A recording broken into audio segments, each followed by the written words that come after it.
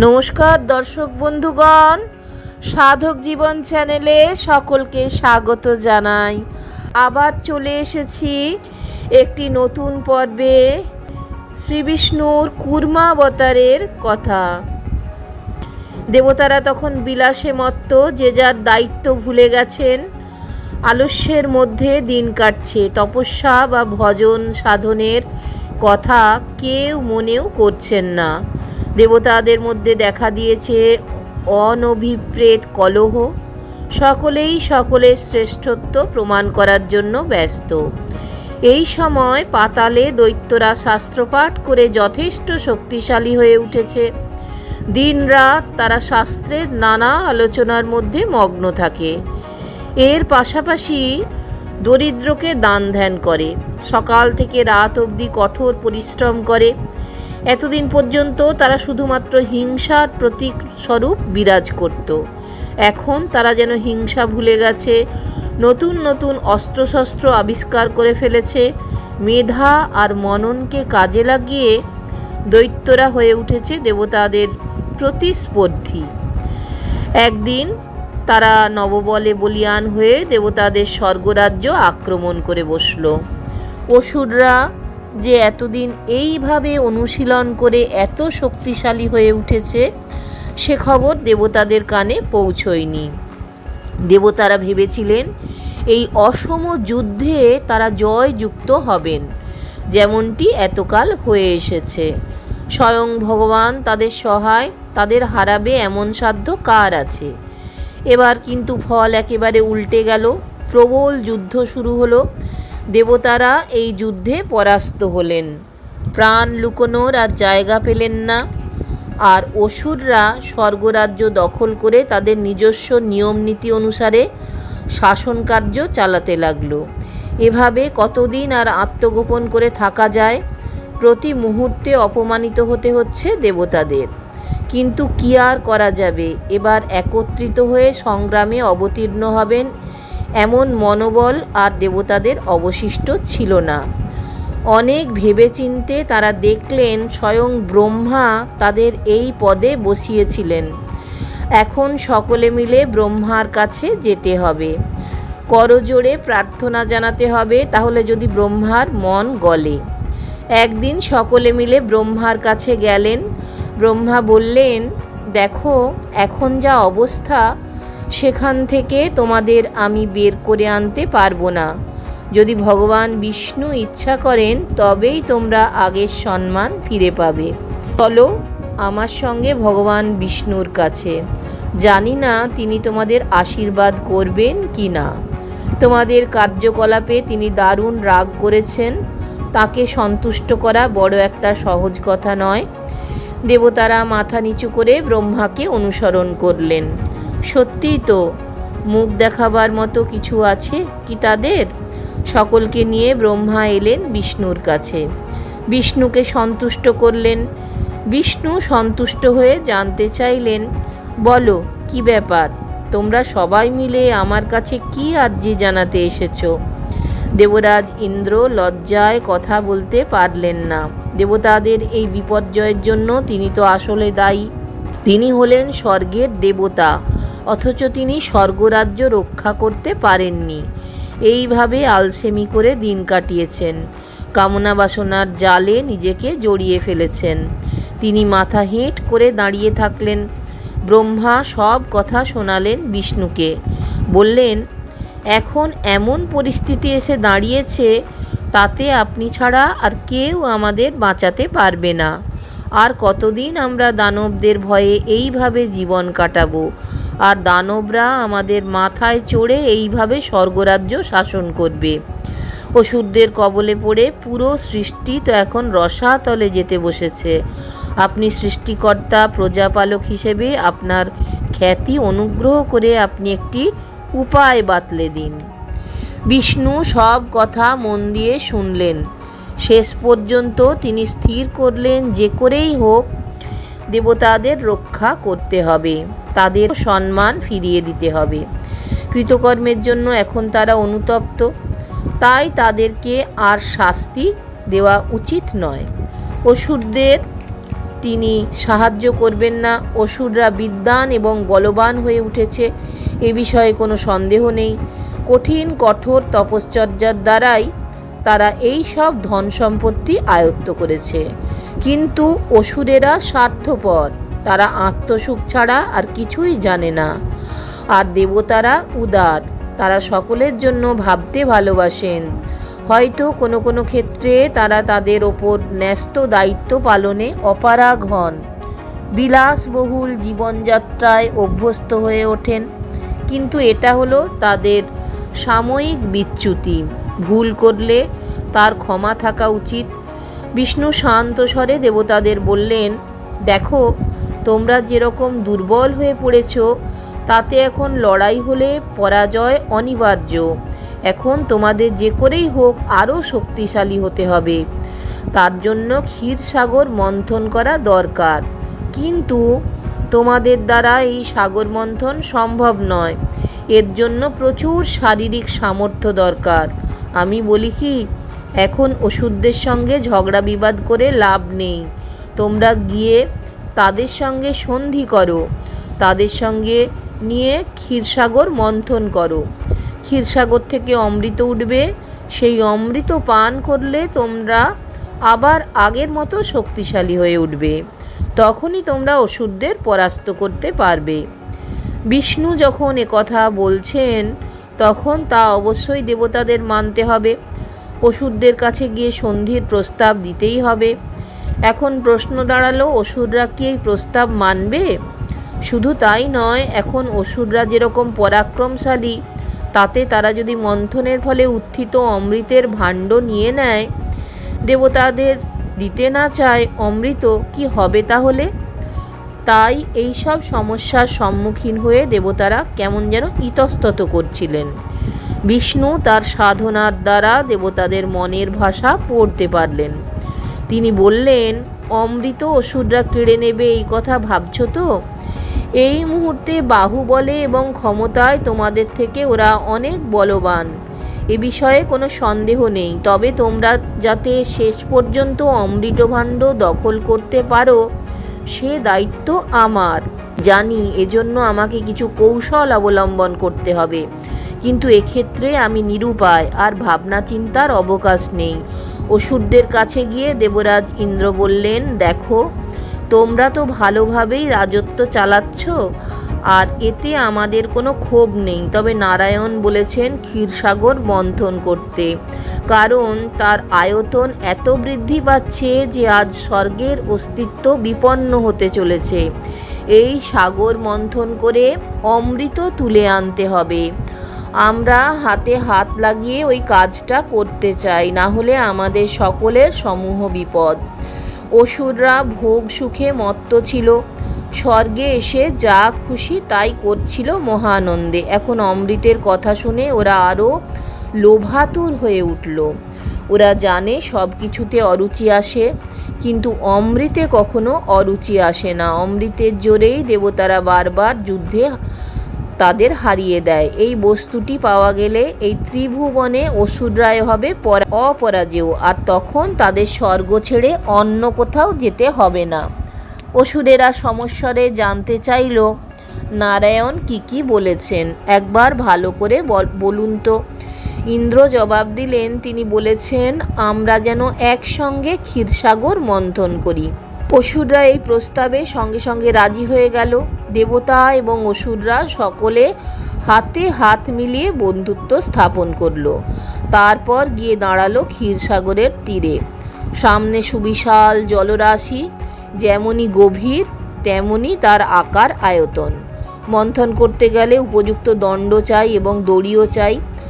নারায়ণ অবশ্য সব ব্যবস্থা আগে থেকে করে রেখেছিলেন। মন্দার পর্বত হলো দণ্ড, আর নাগরাজ বাসুকি হলো দড়ি। মন্দার পর্বতকে তুলে আনার শক্তি দেবতাদেরই ছিল না, অসুররাই সেই পর্বতকে ক্ষীরসাগরের তীরে নিয়ে এলো। বাসুকি এসে মন্দার পর্বতকে জড়িয়ে ধরল। একদিকে থাকলো তার লেজ, অন্যদিকে থাকলো তার মুখ। এমনভাবে সেই কাজটা করলো যাতে দুদিক থেকে দুদল তাকে টানতে পারে। এইভাবে পাহাড়টাকে সাগরের জলের ওপরে ঘোরানো হলো। কিন্তু সাপের কোন দিকটাকে কে আগে ধরবে তা নিয়ে দেখা দিল প্রবল তর্ক বিতর্ক। দেবতারা সম্মস্বরে বললেন, আমরা বড়, আমরা দীর্ঘকাল ধরে স্বর্গকে শাসন করেছি, তাই বাসুকীর মাথার দিকটা আমরাই ধরব। তাদের এই প্রস্তাব সরাসরি নাকচ করে দিল অসুররা। তো এক সময় তোমরা বড় ছিলে, একথা আমরা অস্বীকার করতে পারছি না, কিন্তু বর্তমানে আমরাই স্বর্গের রাজা, তাই আমরাই আমাদের খুশিমতো মুখের দিকটা ধরব, আর তোমরা লেজের দিকটা ধরবে। দেবরাজের বুদ্ধি ছিল বেশ ভালো। তিনি সঙ্গে সঙ্গে অসুরদের ওই দাবি মেনে নিলেন। তার নির্দেশে দেবতারা সবাই মিলে বাসুকীর লেজ ধরলেন, আর অসুররা বাসুকীর মুখের দিকটা ধরল। মন্থনের কাজ শুরু হয়ে গেল। কিছুক্ষণ ধরে টানাটানির পর বাসুকীর অবস্থা হলো শোচনীয়। প্রাণ বুঝি আর থাকে না, নিঃশ্বাস বেরোচ্ছে বারবার, মনে হয় আগুনের হলকা। আর অসুররা ছিল সেই দিকে, তারা জ্বলে পুড়ে মরতে লাগলো। কিন্তু এখন আর কিছু বলার নেই, তারা স্বেচ্ছায় ওই ফাঁদে ধরা দিয়েছে। আর এক বিপর্যয় ঘটে গেল। জলে বিশাল ওই পর্বত বারবার ঘুরতে ঘুরতে নিচে কাদার ভেতর তলিয়ে যাচ্ছে। কিছুতেই পর্বতটাকে ভাসিয়ে রাখা সম্ভব হচ্ছে না। দেবতাদের মধ্যে বিশ্বকর্মার মতো একজন বড় প্রযুক্তিবিদও ছিলেন, তিনিও কিছু করতে পারলেন না। বিষ্ণু সেখানে দাঁড়িয়ে সব কিছু দেখছিলেন। অবশেষে দেবতারা আবার তার শরণাপন্ন হতে বাধ্য হলেন। তিনি তখন কি করেন? তিনি বিরাট এক কচ্ছপের রূপ ধরলেন, জলের তলায় গিয়ে দাঁড়িয়ে থাকলেন। তার পিঠের ওপর মন্দার পর্বতকে এমনভাবে ধরে রাখলেন যে পর্বত আর কোনোভাবেই তলিয়ে গেল না। একটি সৎ উদ্দেশ্যকে সফল করার জন্য ভগবান বিষ্ণু এইভাবে কূর্ম বা কচ্ছপের রূপ ধারণ করেছিলেন বলে কচ্ছপ বা কূর্ম হলো দেবতার আর এক অবতার। এইভাবে তিনি বিশাল পর্বতের ভার বহন করলেন এবং মাঝে মধ্যে দেবতাদের উৎসাহ যোগাতে শুরু করলেন। এখন আর মন্থনে কোনো বাধা রইল না। একদিকে দেবতা, অন্যদিকে অসুরেরা হাতে হাত মিলিয়ে কাজ করছেন। ঘূর্ণিঝড়ের মতো পর্বতটা ঘুরতে লাগলো, জলে তোলপাড় উঠল। মনে হলো এবার বোধহয় মন্থন কার্য সুসম্পন্ন হবে। এইভাবে বেশ কিছুদিন কেটে যাবার পর ক্ষীরসাগর থেকে বিষ উঠে এলো। বিষের রং আকাশের মতো নীল, তেমনি তীব্র ঝাঁঝালো গন্ধ বেরোচ্ছে সেখান থেকে। তার কাছাকাছি কেউ থাকতে পারছে না। তীব্র গরলের ঝাঁঝে বিষ্ণুর গায়ের রং বদলে গিয়ে কালো বর্ণ হয়ে গেল। এখন ওই বিষকে কে সরাবে? ব্রহ্মার নির্দেশে দেবতারা গেলেন কৈলাসে। তারা দেবাদিদেব মহাদেবের কাছে আকুল প্রার্থনা করলেন। এক চুমুকে ওই বিষ পান করে কণ্ঠে ধারণ করলেন শিব। তিনি হলেন নীলকণ্ঠ, কারণ এত বিষ পান করায় তার গলা নীল বর্ণ ধারণ করেছিল। এবার আবার নতুন করে মন্থনের কাজ শুরু হলো। দেখতে দেখতে অপূর্ব সুন্দর এক গরু সুরভি উঠল। সুরভির বাঁট থেকে অবিরাম দুধ নিঃসৃত হচ্ছে। বিষ্ণু ওই সুরভি দিলেন ঋষিদের। তারপর সাগর থেকে উঠে এলো উচ্চৈশ্রবা নামে এক ঘোড়া। সে নিজে নিজেই দেবতাদের কাছে চলে এলো। আরও অনেক সুন্দর সুন্দর জিনিস উঠে এলো, সবই দেবতাদের কাছে চলে যাচ্ছে। অসুররা এই ঘটনায় খুবই ক্ষুণ্ণ হলো। অথচ তারা যদি হাত না লাগাতো তাহলে ক্ষীরসাগর মন্থন করা কি সম্ভব হতো? তারপর এলেন অপরূপা লক্ষ্মী দেবী। তিনি এসে বিষ্ণুর গলায় মালা পরিয়ে দিলেন। এইভাবে লক্ষ্মী দেবী চোখের সামনে দিয়ে দেবতাদের দিকে চলে যাওয়ায় অসুররা স্থির থাকতে পারল না। দেখা দিল তুমুল বিক্ষোভ। তবু তারা নিজেদের সামলে রাখল। তারা তো শুধু অমৃতের লোভে বসে আছে, অমৃত উঠবেই, আর নারায়ণ সব সময় দেবতাদের সঙ্গে থাকবেন না। তখন দেবতারা আর গায়ের জোরে অসুরদের সঙ্গে পেরে উঠবেন না। আবার শুরু হলো মন্থনের কাজ। কাজ করতে করতে অসুরেরা হাঁপিয়ে উঠেছে। রক্তবমি করতে করতে বাসুকীর প্রাণ ওষ্ঠাগত। তখন হঠাৎ অমৃতের কলসি হাতে এক পুরুষ উঠে এলো। ওই পুরুষের নাম রাখা হলো ধন্বন্তরী। এবার অসুররা সাপের মুখ ছেড়ে দিয়ে অমৃতের কলসিটা কেড়ে নিল। দেবতাদের আশঙ্কা ঠিক বলে প্রমাণিত হলো। এই দেখে দেবতাদের মধ্যে হাহাকার ধ্বনি শুরু হলো। নারায়ণ এগিয়ে এসে দেবতাদের চুপ করতে বললেন। অসুরেরা অমৃতের কলসি নিয়ে মারামারি শুরু করে দিয়েছে, কে আগে অমৃত খাবে তা নিয়ে শুরু হয়েছে রক্তাক্ত প্রতিদ্বন্দ্বিতা। ওদের ওই হট্টগোল যখন চরম অবস্থায় পৌঁছে গেছে, তখন হঠাৎ আকাশ থেকে এক অপরূপা সুন্দরী নেমে এলেন। আগে যে সুন্দরী সাগর থেকে উঠে এসেছিলেন, ইনি তার থেকেও রূপসী। এই সুন্দরীকে চোখের সামনে দেখে অসুরেরা কেমন যেন হয়ে গেল। এক মুহূর্তের জন্য তারা অমৃতের কথা ভুলে গেল। সুন্দরীকে দখল করার জন্য তার ওপর ঝাঁপিয়ে পড়ল। সুন্দরী নানাভাবে ছলাকলা প্রদর্শন করে অসুরদের মন ভোলাতে লাগলেন। শেষ অবধি অসুররা ওই রমণীকেই বলল, তুমি এই অমৃত ভাগ করে দাও। মৃদু হেসে সেই সুন্দরী বললেন, ঠিক আছে, তাহলে তোমরা আর কেউ এত গণ্ডগোল করো না, তোমরা চুপচাপ বসো, আমার ওপর নির্ভর করো, আমি তোমাদের সকলকে অমৃত দেব। দেবতারা এবং অসুরেরা সারি বেঁধে বসে পড়লেন, আর রমণী দেবতাদের দিক থেকে অমৃত বিতরণ শুরু করে দিলেন। একের পর এক দেবতা পরম শ্রদ্ধা সহকারে অমৃত পান করে চলেছেন, কিন্তু ওই অপরূপা মোহিনী অসুরদের দিকে আসছেন না কেন? অসুররা অধৈর্য হয়ে উঠেছে। তখনই রমণী মাঝে মাঝে মনাভরা দৃষ্টিতে তাদের দিকে তাকাচ্ছেন, আর অসুরেরা রমণীর রূপে এমনই মোহিত হয়ে গেছে যে কোনো প্রতিবাদ পর্যন্ত করতে পারছে না। অসুরদের মধ্যে একজন ছিল খুবই চালাক। সে অসুরদের সারি থেকে উঠে এসে সূর্য আর চন্দ্রের মাঝখানে বসে পড়ল। তার নাম হলো রাহু।